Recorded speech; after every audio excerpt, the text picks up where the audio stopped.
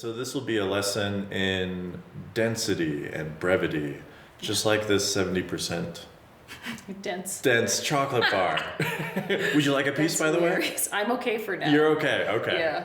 Yeah, I had some chili or like some gummy bears. Oh, you did? Yeah. Wait, did you like steal these? No, it's because there are a lot of children. And so like I probably will share with them eventually, but I was like, you know what? They're hyped up enough without the sugar.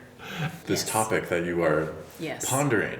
So the topic that I'm pondering, like some people design, like these workshops are going to build on each other, but I did kind of 4 different topics. And so basically what I spend a lot of my time thinking about, which is really why I propose the workshops I did. It seems like we're in a spiral of doom.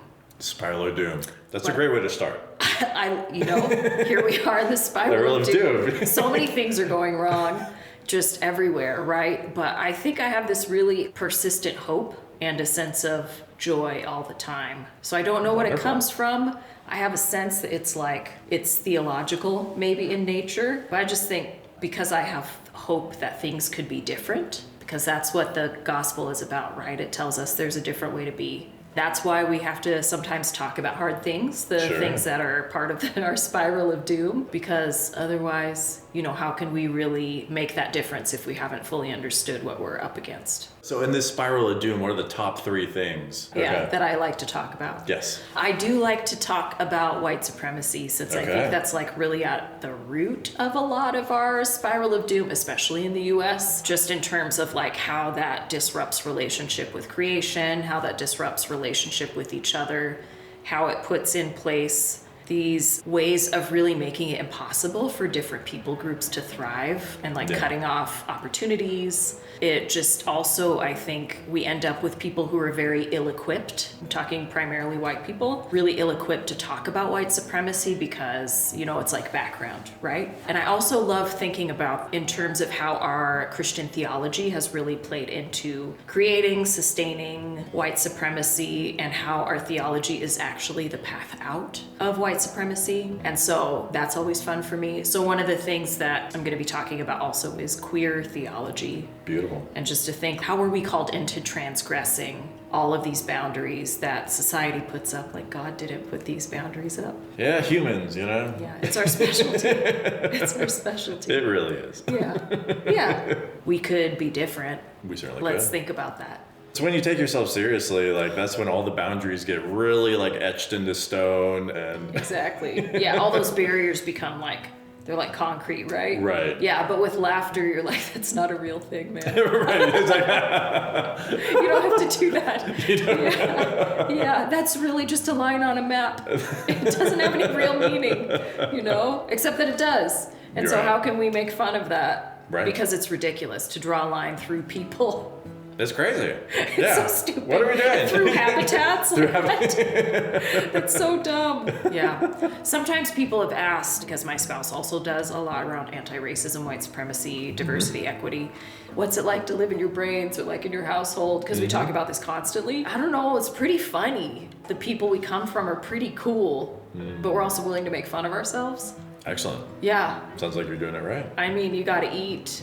You gotta have friends. Sometimes. Yeah, you gotta enjoy things. So it sounds like, you enjoy your work. I do. It's true. You know what I do really love, and this is very reformed theology, so I think you may find some things in common, is the belief that God is sovereign. And so we can make up whatever we want in terms of rules, right? Or yes. This is how you should act or whatever. And ultimately it's not up to us. And it's really cute that we're trying. But God's gonna make the ultimate determination. Right. And so I feel because I am personality wise, I tend to be kind of tightly wound, high control need. Everyone who's ever met me is yes, that is absolutely her, especially my coworkers. I'm so sorry, but they know I'm like this. And so I think there's a part of me that's very freed by knowing that God is sovereign. And so look, I'm still going to do my like annoying high control things sometimes just because I want things to go a certain way. But in the end, it's not up to me. That's my theology. So whatever happens, happens. That's a beautiful balance. Because we all have personalities. Like we all came into this world like to do very unique things. So don't need to get rid of those. Yeah. I mean, sometimes we go to therapy for some of it. Sometimes, yes. Yeah. Sometimes we spend It can be helpful. years in therapy. Yeah. Exactly. I'm all about it. Yeah. I feel like you touched upon 2 of the 4. Yes. So I'm also going to talk specifically about Asian Americans and Pacific Islanders in terms of like the historical background. I'm Asian American, of how we came to be a part of the national fabric of the United States, what role we play, and the kinds of specific ways that we experience racism with Pacific Islanders. And then I will also, my closing segment will be, I'm not that kind of Christian. And so I come to this honestly. So I will say I'm a double pastor's kid. Both my parents are Presbyterian Church USA pastors. And I grew up in the Pacific Northwest, where most people were either like atheist, not practicing, or they were evangelical, which is obviously an oversimplification. There are plenty of mainline liberals around, because I was part of those churches, and a lot of us were part of those churches.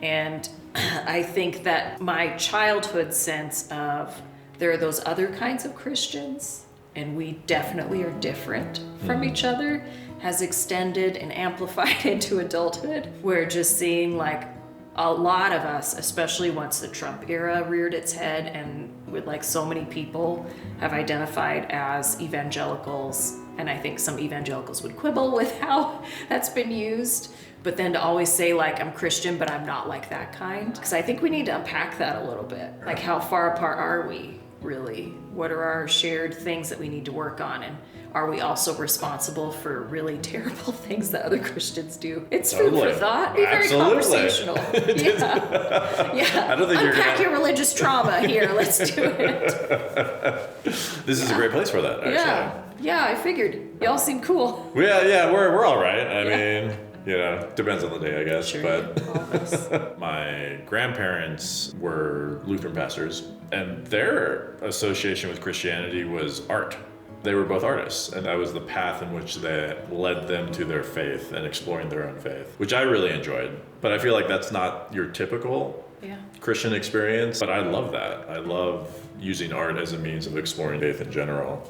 I love that. Actually, where I work at Vanderbilt Divinity School, we have a whole program area. It's also a certificate and a concentration. So it's religion, arts, and contemporary culture. And arts is understood very broadly. Right. And so I love that. I love going to the showcases at the end of the year, and the students are each presenting whatever art it is, because it's so wide ranging. It's really cool. And then, it's like, oh, I can understand God a little bit differently because of the way this person helped illuminate it. Do you happen to have a particular art form that you enjoy, either doing or witnessing? I really love music, like, a lot. Yes. Even though I'm not good at it, but I love just being around it. I love just like listening to it or hearing it being performed. Yeah, I think oftentimes like music moves us in a way that maybe words won't always. Although I love me some words. I am Presbyterian. That's rather distinctive. We're all about those words. Those words, can't get rid of those words. Exactly. Yeah, it's all about the word, Yes. Eden is calling. It is. What does that mean to you? To me, when I think of Eden is calling, it's that reminder of what we were meant to be, like how we were created to be. And so, of course, because I'm like, everything is actually terrible, I think, like, look how far we have fallen. And like, this is something that we're doing to each other. Right. And some people and some creatures pay the price far more than other people and other creatures. And so to just always be mindful of like, there are these impacts of the choices we've all decided we're making, or that the majority, the ones in power, have decided we're making, and then everyone else is like feeling that cost in their bodies, in their land, in their habitat, and how they're allowed to just be or not be. So I'm always like reminded, Eden. No, Eden. It's there. It's a thing. It's real. I can taste it. But we just all have to decide that that's what we're going for. Yeah. And we're clearly not there yet. How much of us being at the precipice is what actually allows us to get to that Eden I do feel like the precipice is illuminating, and I think lends us an urgency that we may otherwise not have. And I do think contrasts are actually very helpful. There are times when we can think like, okay, I can see because of that there's so much else to see.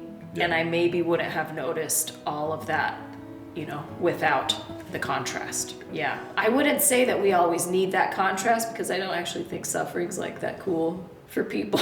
I mean, I prefer more joy personally, but it's at the same time, it's just hard to even fathom or make sense of what's happening right now without either like laughing at it, which is certainly one of my coping mechanisms. Heck yes. Or like finding some sort of like philosophy in the pain. I think it is very like human, but also very Christian to like make meaning. All the time, right? Too much meaning. Right. Well, sometimes I think we overdo the making meaning, and that is like rationalizing someone's suffering and being like, look, it helps them be happy. I don't love that, but I also think there's frequently meaning to be made. That's what I do. I'm in the business of making meaning out of all of this. It has its place. And I do think like experiencing things that are terrible as a people, it reminds us of how hard we must work, which I think is good for us. I'm actually a fan of people putting in work occasionally.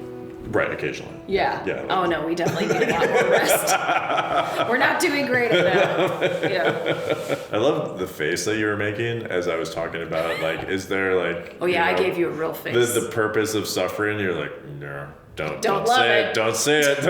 I know where you're going with this. Like, don't love it.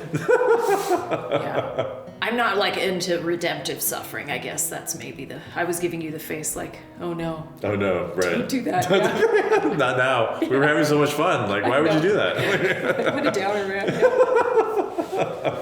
Sometimes you have to speak real things right into the world, because they're already out there. We just got to name it. Yep. Mm-hmm. Absolutely. And that goes back to the Eden thing as well. It's true. Naming the things that are there. That's part of our stewardship for me, bringing awareness to what is. Because as humans, we're able to do that. We have this weird mind that allows us to be like, oh, this is a thing. Yeah. I'm aware of this thing now, and I can actually create an appropriate name or something. Brains are wild. Brains are totally wild. Yeah, there's so much we don't know yet. Technically, we only know 10%. That's what they say. So I love it.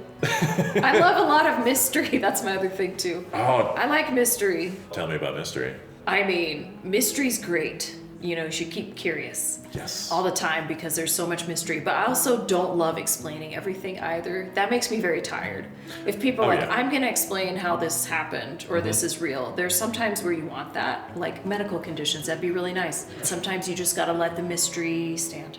Well, that's the other thing with improv that I love, is that it shows us how many disclaimers we make in our lives. We really do. Like, if I were to teach a class, okay, it just came to my head. If I were going to teach a class at Holden, it would be like eliminating disclaimers and like the philosophy of that is like a core academic tenet. Like when I work with all these PhDs, I'm always like, here are the qualifiers for everything I say. Right. But yeah, like you just have to trust that what you're going to say is going to be received at some level according to their ability to receive, and there's nothing you can do to like make them more amenable to your words. Like, you just have to be confident, say what you say, and then leave. Like, that's the gangster, It's true. Like a little bit of bam, boom, I'm done. out. Yeah. Talk to you. See you next year. I do think we're not always good in the U.S. Period. Just period. So right, that's first of all. But we're like not always great at being able to live in the in-between, like the liminal spaces, or in the shadows, or in like the wake of something. We always want that like solid ground. I think a lot of us want that. And that to me goes back to that mystery thing, that like sometimes you just live it's in the waves. Suck it up, you're gonna be okay. You don't have to know everything. Is it a particle or a wave? I mean, you've opened up a can of worms with liminal spaces. That's That's great. I love it. Yeah. Yeah. Because, the in-between spaces, like, that's where everything lives. That's where all the good stuff lives. Like, in between the words, in the meditative traditions, it's like it's in between the inhale and the exhale. You have to fall into it, particularly when it comes to, like, back to, like, in between the words, like, just poetic expression, being able to say things beyond meaning. Because, anything that brings us close to God is going to be beyond language. It's there, but you're not quite sure how to pin it down. Right. So don't pin it down. Right. Let that butterfly go. Totally. Say weird things. Do a dance, you know? Yeah. How often have you been to Holden? It's my first time. This is your first That's time why I signed at up for Holden. everything. Oh, wow. I'm like, I want to do dishes. I want to do this podcast. Yeah, how was Dish Team, by the way? Dish Team was very fun. They're like very cool. And it allowed me a little moment of silence because no one can talk to you. It's like so loud. Right. And you're like scrubbing industriously. Except that I found you. I know. And then you're like, hey, and I'm like, whoa. Whoa. Yeah, boundaries. Who the heck are you? Right. What is it, the third space or whatever? You like interfered? Right, totally. That was hilarious. I know I gave you a look. It was a great look. Yeah. That felt like an invitation, you know? Amazing. Yeah. Yeah. Okay, so this is your first time. Welcome. Thank you. I'm excited about trying to have a very full experience, which I feel like is a little bit me. Like sometimes I'm like, totally. I want it all. Absolutely. It's either all or nothing for me. I'll be a monk or I'll just I just want to Extreme, consume everything. Yeah, give me all the elegance and hedonism. There we go. That's such a good word. It's a great word. Yeah. Yeah, I'll take that. I'll take some of that, and that, and that. You know, it's the buffet. Mm-hmm. Okay. I think this has been absolutely delightful. Thanks for having me. Of course. It's nice to talk. Totally. And hopefully the first of many conversations. Maybe over tea next time. Are you into tea? Yeah, I like tea. Okay. Yeah. Beautiful. All the kinds. All the kinds. I have all the fancy kinds here. Oh, I bet. Yes. You have to. I mean, to survive. Exactly. Right. Yeah. Without it, I'm nothing. I can't choose my food. Yeah, right. But I can choose my tea. Right. Yeah. It's really a status thing here. No one else knows who you are. No, right. But the tea. Yeah, the makes tea me. Guy. It's great. It's great. That's so funny.